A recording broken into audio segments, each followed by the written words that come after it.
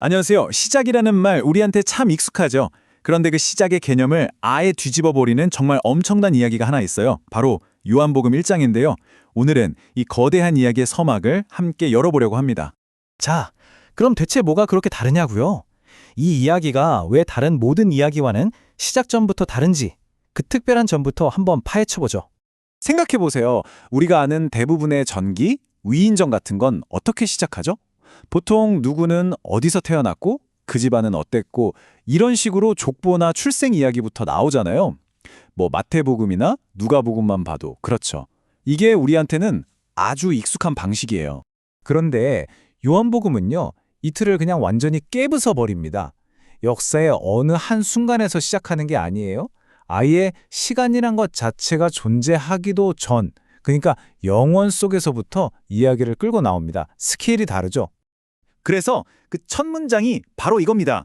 태초에 말씀이 계시니라. 갑자기 말씀이라는 존재가 툭 튀어나오죠. 이게 원어인 힐라어로는 로고스라고 하는데요. 와, 이 단어가 당시 사람들에게는 정말 어마어마한 거의 폭탄 같은 의미를 가진 단어였어요. 아니 대체 로고스가 뭐길래 그럴까요? 이걸 처음 들었던 사람들은 이 단어를 어떻게 이해했을지 그 배경을 좀 들여다볼 필요가 있습니다. 여기서 요한의 선택이 정말 기가 막힌데요. 이 로고스라는 단어 하나가 그 시대의 가장 큰 두 문화축, 그러니까 헬라 철학의 세계와 유대교의 히브리 세계, 이 양쪽에 전부 기가 막히게 들어맞는 개념이었거든요. 자, 먼저 헬라 사람들, 그러니까 그리스 철학자들한테 로고스는요. 비유하자면 우주를 돌아가게 하는 거대한 운영체제, OS 같은 거였어요. 세상을 이성적이고 질서 있게 만드는 어떤 법칙, 원리 같은 거죠.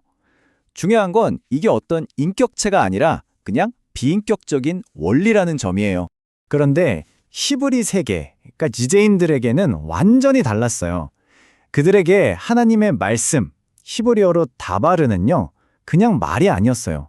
이건 천지를 창조하고 역사를 움직이는 살아있는 강력한 힘이었죠. 굉장히 역동적이고 인격적인 개념이었던 거예요.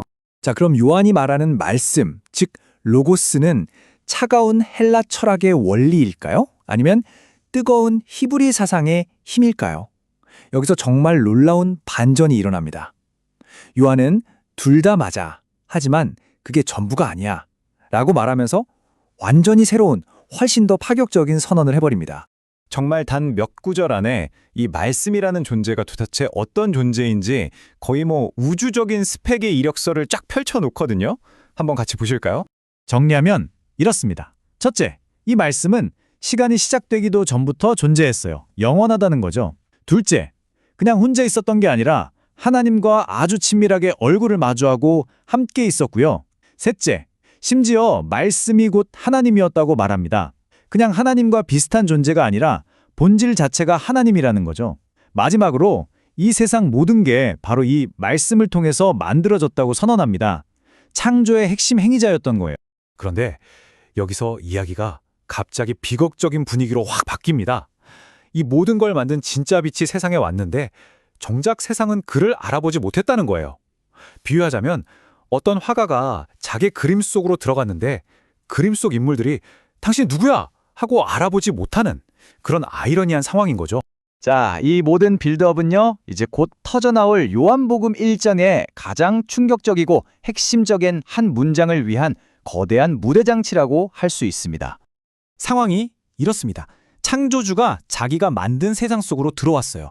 마치 엄청난 빌딩을 설계한 건축가가 그 빌딩 지하 단칸방에 새들어 살기 시작했는데 그 빌딩에 사는 화려한 입주민들은 아무도 그 사실을 모르는 그런 그림을 상상해 보시면 될 것 같아요. 바로 이 지점에서 팽팽한 긴장감이 만들어집니다. 모든 생명과 빛의 근원이 바로 우리 곁에 와 있는데 세상은 그걸 전혀 깨닫지 못하고 외면하고 있다는 거죠. 그리고 바로 그때 이 모든 긴장감을 한 방에 터트리는 절정의 선언이 나옵니다.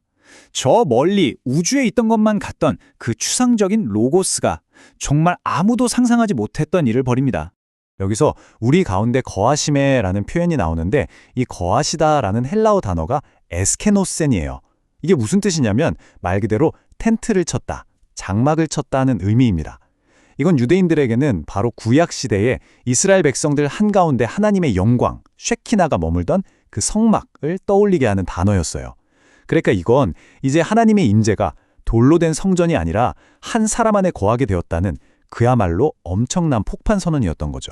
요한은 바로 이 사건, 말씀이 육신이 된 이 사건 하나가 인류와 하나님 사이의 관계를 근본적으로 완전히 뒤바꿔 놓았다고 말합니다.